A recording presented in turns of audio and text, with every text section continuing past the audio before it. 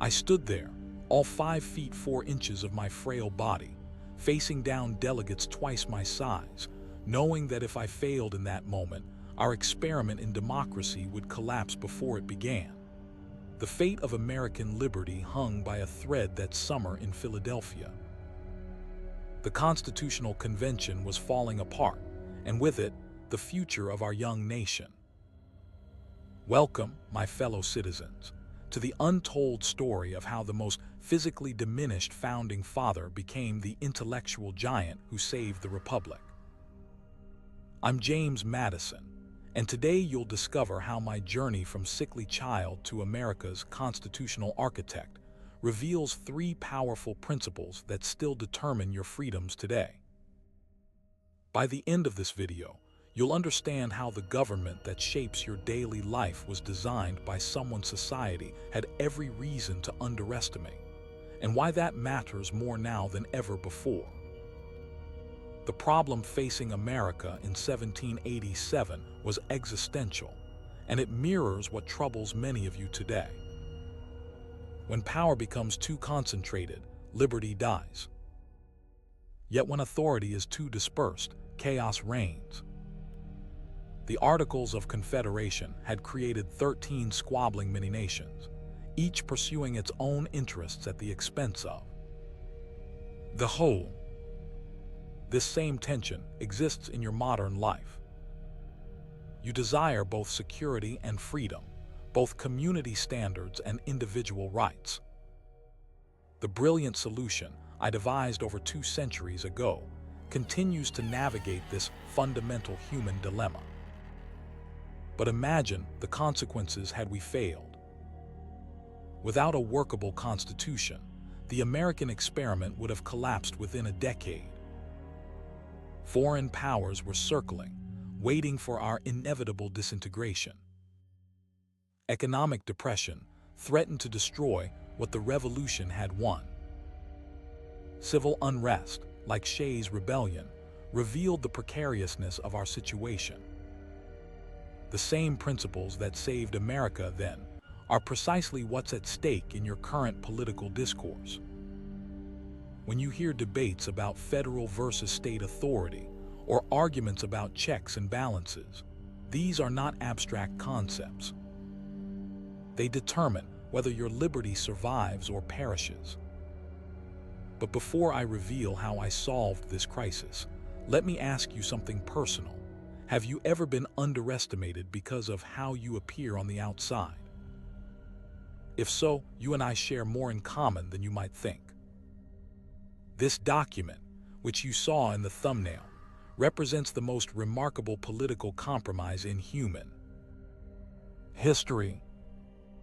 And contrary to what you might have learned, it wasn't Washington's charisma or Franklin's wisdom that primarily shaped it. It was the quiet, systematic work of a chronically ill man whom many delegates initially overlooked. As I hold this Constitution, I'm holding the solution to the problem we've discussed, the delicate balance between order and liberty that continues to protect your rights today. But the story of how it came to be begins with a child few, expected to survive to adulthood. I was born in 1751 to a prominent Virginia family, but from my earliest days, I battled mysterious health conditions that would plague me throughout my life. Seizure-like episodes, sudden collapses, and debilitating anxiety made physical activities nearly impossible. Imagine a child who cannot join others in play, who must retreat indoors while his peers develop the robust constitution expected of Virginia gentlemen. My parents feared I would not survive to adulthood. Yet what appeared to be my greatest weakness became the source of my greatest strength. While other boys hunted and raced horses, I devoured books. While they developed their bodies, I developed my intellect. My physical limitations became the very catalyst for the mental discipline that would later save our republic. Now let me take you to Princeton University in 1769, where a pivotal encounter would transform not just my thinking, but the future of democracy itself. At Princeton, then called the College of New Jersey, I studied under the brilliant Scottish philosopher John Witherspoon. While most colonial education emphasized rote memorization, Witherspoon introduced me to the revolutionary ideas of the Enlightenment: Locke, Montesquieu, Hume. I consumed these works with insatiable hunger, often studying 15 hours daily. My classmates nicknamed me Old Father due to my serious demeanor and scholarly habits. Where others saw abstract philosophy, I saw blueprints for a new kind of government. What many historians overlook is how this period shaped my unique approach to political problems. Unlike Jefferson, who was driven by idealistic principles, or Hamilton, who was guided by financial pragmatism, I developed what I call constitutional psychology, a deep understanding of how human ambition and power interact within governmental structures. This approach would prove decisive when our young nation faced its greatest crisis after winning independence. By 1786, our victory over Britain had devolved into something approaching anarchy. The Articles of Confederation had created a federal government so weak it couldn't raise taxes, regulate commerce, or enforce treaties. States printed worthless paper money, erected trade barriers against one another, and ignored congressional requisitions. European powers openly predicted our collapse. Shays' Rebellion in Massachusetts revealed how quickly disorder could spread. What few people know is that before the Constitutional Convention, I conducted a secret political operation that would completely transform our nation's destiny. In the months before the convention, I retreated to my library at Montpelier. There, surrounded by hundreds of books on historical governments, I conducted the most comprehensive study of political systems ever attempted in America. I examined why confederacies throughout history had failed. I analyzed the collapse of ancient democracies. I identified the precise mechanisms by which liberty was extinguished in republics. From this research emerged what historians now call Madison's moment, my development of the Virginia Plan. Rather than arriving at the convention as just another delegate, I arrived with a complete blueprint for a new government. While others were prepared to debate, I was prepared to build. Now, let's step into the Pennsylvania State House on May 25, 1787, where the most consequential political meeting in American history was about to begin. The convention presented a physical and intellectual challenge, unlike any I'd faced before. The sessions lasted 7 hours daily, in the sweltering Philadelphia summer heat. For someone with my fragile constitution, each day was an ordeal. Yet I never missed a single session. While others took breaks or skipped days, I remained present, taking meticulous notes that would become our only comprehensive record of the proceedings. Consider what this required. While actively participating in complex debates, I simultaneously documented nearly every speech and argument. These notes, over 600 pages, remain our window into the birth of the Constitution. What's rarely discussed is how I strategically used my physical limitations to my advantage. Unable to dominate through physical presence like Washington or rhetorical flourish like Hamilton, I cultivated the power of preparation and persistence.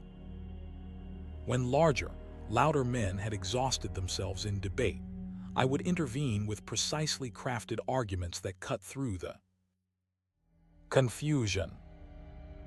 My soft voice meant delegates had to quiet themselves to hear me, creating moments of focus amid chaos. Not every battle went my way. My original Virginia plan proposed representation based solely on population, a system that would have favored larger states like Virginia. The smaller states fiercely resisted. The deadlock threatened to collapse the convention entirely. As weeks passed without resolution, delegates began to abandon hope. The eventual compromise, equal representation in the Senate and proportional representation in the House, was actually a bitter pill for me to swallow. I argued vehemently against it, believing it violated the fundamental principle of majority rule. This compromise taught me perhaps the most valuable lesson of my political life, that sustainable governance requires accommodating diverse interests, even when you believe your own position is superior. This wisdom would later help me navigate the even more treacherous waters of partisan politics. But the Constitution's creation was only half the battle. What came next was a political campaign unlike any America had seen, one that required me to form an unlikely alliance with my future rival. The Constitution faced fierce opposition. Anti-federalists like Patrick Henry and George Mason warned it would create a tyrannical central government. Without at least 9 states ratifying, our entire effort would collapse. This crisis demanded extraordinary measures. I joined forces with Alexander Hamilton and John Jay to produce what we now know as the Federalist Papers, 85 essays defending and explaining the Constitution. Working at a frantic pace, I wrote 29 essays in just 6 months while simultaneously serving in Congress. Hamilton produced an astonishing 51 papers. Our partnership represented something remarkable: 2 men with profoundly different visions of government uniting for a cause greater than their disagreements. Federalist No.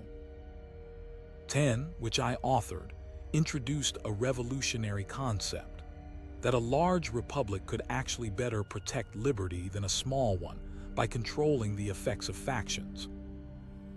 This insight, that diversity and expansion could strengthen rather than weaken democracy, remains perhaps my most enduring contribution to political thought.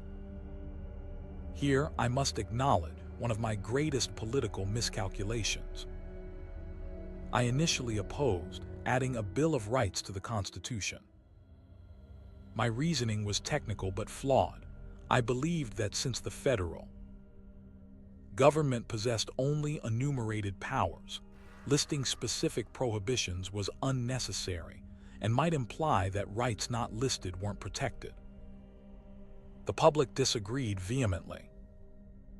Many states ratified only with the understanding that amendments protecting basic liberties would follow. My friend Thomas Jefferson convinced me of my error. In a letter from Paris, he wrote that a Bill of Rights is what the people are entitled to against every government on earth. This episode reveals an essential quality that separated me from many of my contemporaries: intellectual flexibility. When evidence contradicted my position, I was willing to change course. Now let's fast forward to witness perhaps the most dramatic transformation in American political history, one that would test my principles and redefine our understanding of constitutional government. The 1790s presented a fascinating paradox in my political journey. Having fought for a stronger central government, I soon found myself opposing what I viewed as Hamilton's overreach in establishing a national bank and assuming state debts. Critics call this a contradiction. I call it consistency to deeper principles. My opposition wasn't to federal power itself, but to its application beyond constitutional boundaries. This period witnessed my political partnership with Thomas Jefferson deepen as we formed what would become the Democratic-Republican Party, the forerunner of today's Democratic Party. our opposition to the Federalists wasn't merely partisan. It reflected a fundamental debate about America's character. Would we become a commercial empire dominated by financial interests, or remain a republic of virtuous citizens with power dispersed among the states? This tension between centralized efficiency and distributed liberty remains at the heart of your political debates today. When Jefferson became president in 1801, I served as his Secretary of State. Together, we executed the Louisiana Purchase, doubling the nation's size despite our own constitutional misgivings about whether the president had such authority. This apparent contradiction reveals something important about my approach to governance. While principles must guide decisions, practical circumstances sometimes require flexibility in their application. The opportunity to secure the Mississippi River and prevent European powers from encircling America justified stretching constitutional boundaries. The Louisiana Purchase exemplifies the tension between strict construction and necessary adaptation that continues to define constitutional interpretation. But the greatest test of my principles, and perhaps my greatest failure, was yet to come, when as president I would lead America into a war we were dangerously unprepared to fight. In 1809, I became America's fourth president, inheriting escalating tensions with Britain. American ships were being seized, our sailors impressed into British service, and our commerce strangled by European powers. After diplomatic efforts failed, I reluctantly asked Congress to declare war in 1812. What followed tested both the nation and my leadership. The war revealed profound weaknesses in our military preparedness. British forces invaded Washington, burning the White House and Capitol. I was forced to flee the Capitol, a humiliation no other president has endured. Yet even in this darkest moment, our constitutional system proved its resilience. The government continued functioning. States mobilized militias.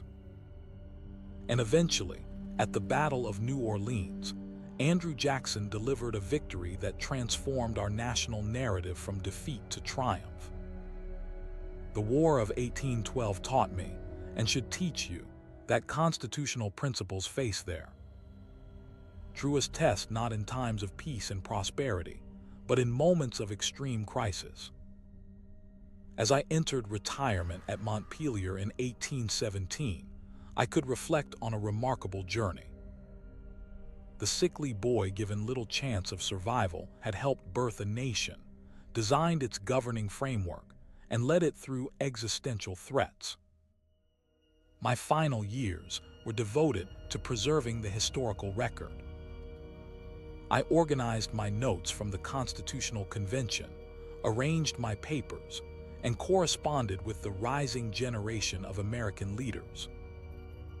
I outlived most of my revolutionary colleagues, becoming the last surviving founding father when I died in 1836. This longevity allowed me to witness how the constitutional system I had designed weathered early challenges and adapted to changing circumstances.